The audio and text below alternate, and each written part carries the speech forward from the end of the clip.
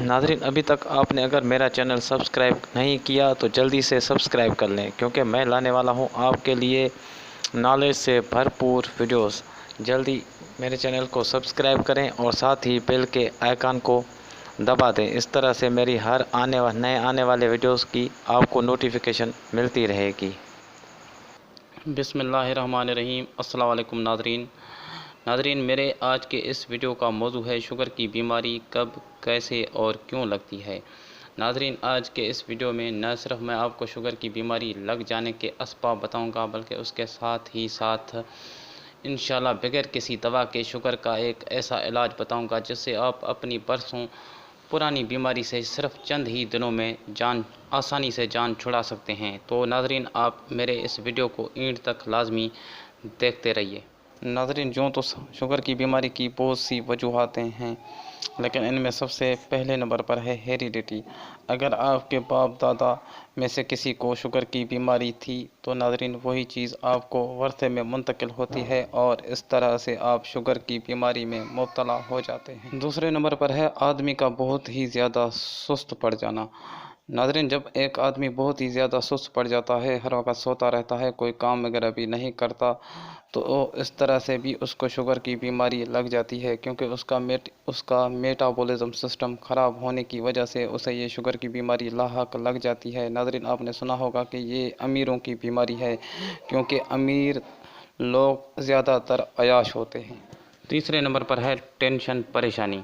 اگر ایک آدمی جب ٹینشن میں مبتلا ہو جاتا ہے تو اس کا دماغ ہر وقت کسی چنتا میں قابو رہتا ہے۔ ہمارے باڈی کے جتنے بھی سسٹم ہیں ان سارے سسٹموں کو دماغ کنٹرول کر رہا ہوتا ہے۔ جب دماغ قابو ہو جاتا ہے تو اس کا ایفیکٹ پورے باڈی پر پڑتا ہے اور جس طرح سے دوسرے آرگن کمزور پڑ جاتے ہیں اس طرح لبا پر بھی ایفیکٹ پڑتا ہے، اور میٹابولزم سسٹم خراب ہونے کی وجہ سے یہ شوگر کی بیماری لاحق لگ جاتی ہے۔ چوتھی نمبر پر ہے میٹھی اور بد ہضمی والی چیزیں کھانا۔ ناظرین، ہم جو غذا کھاتے ہیں وہ ہضم ہونے کے بعد نشاستے میں تبدیل ہوتا ہے اور میٹابولزم ہو کر انسولین کی مدد سے گلوکوجن کی شکل میں ہمارے سیلز میں بند ہو کر ہماری جگر میں گلوکوز کی شکل میں جمع ہوتا ہے، اور جب ہم بہت ہی زیادہ بد ہضمی والی چیزیں کھاتے ہیں تو یہ صحیح طرح سے ہضم نہیں ہو پاتے اور میٹابولزم سسٹم خراب ہونے کی صورت میں یہ شکر کی شکل میں ہمارے خون میں جمع ہو جاتا ہے اور اس طرح سے ہمیں شوگر کی بیماری لاحق لگ جاتی ہے۔ اب ہم بڑھتے ہیں شوگر کے علاج کی طرف۔ اس کے لیے ناظرین آپ کو پریکٹیکل ہونا پڑے گا۔ آپ 5 وقت نماز پابندی سے پڑھیں، دن میں 2 مرتبہ واک کیا کریں، ایک صبح کو فجر کی نماز کے بعد، دوسرا عصر کی نماز کے بعد۔ واک کرنے سے آپ کا پسینہ نکلتا رہتا ہے اور بہت زیادہ مقدار میں شکر پسینے کے ذریعے آپ کے باڈی میں سے نکل جاتی ہے۔ باڈی حرکت کی وجہ سے آپ کا لبا صحیح کام کرنے لگتا ہے۔